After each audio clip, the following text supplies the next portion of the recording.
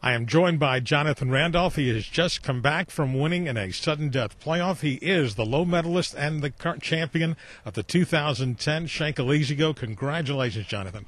Thank you. I'll tell you what now, this one was so many different leaders. And the youngster, of course, from North Florida, the freshman, was doing so well. And then he had some troubles on the last few holes. And of course, one of his cohorts, who wasn't even playing with their group on, and made it to the group here. But talk about your 3 days here, because it looked like it was very consistent golf. Yeah, it was. I came in here with a game plan. Last year I finished pretty well, finished third place here last year. And, of course, you have to be patient with, and I developed a really good game plan at the beginning of the week to stay patient, and I just hit lots of greens, lots of fairways, and I waited for a few putts to roll in, and today they didn't go in until that last one, thank goodness. So I stuck to my game plan. It worked out for me.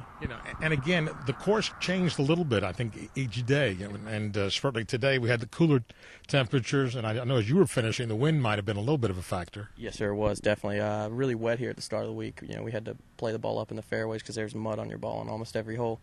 But the wind picked up toward the end. Definitely, the pins out there today were really difficult, and you had to be patient, and you had to just accept your outcomes, go to the next hole, hit the best shot you could. And that's what I did. Now, again, I know you finished well here last year.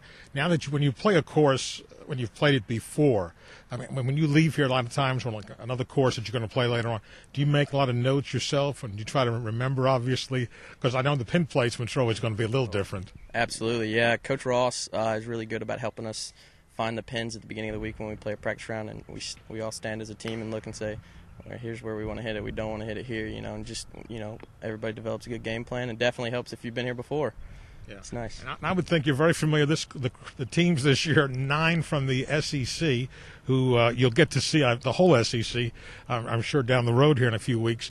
But it made it for a field with 9 SEC, 3 ACC teams here. And I'm sure you've played against a lot of these people before. Yes, sir. The week in and week out we play a really good schedule, and it's really nice to win a prestigious tournament like this with all these big teams and big names, and I'm just glad I got it done. I know that because you were the guy for Ole Miss coming into this tournament. How had the spring been for you thus far? It's been good.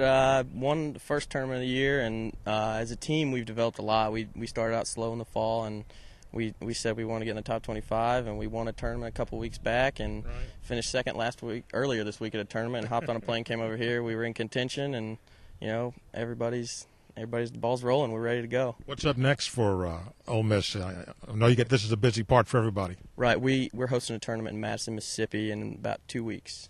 Okay. And you're homegrown, right? From Miss yourself, right? That's right. Yes, sir. It's one of my favorite tournaments. So looking forward to it. How does the Schenkel compare to the others that you go to?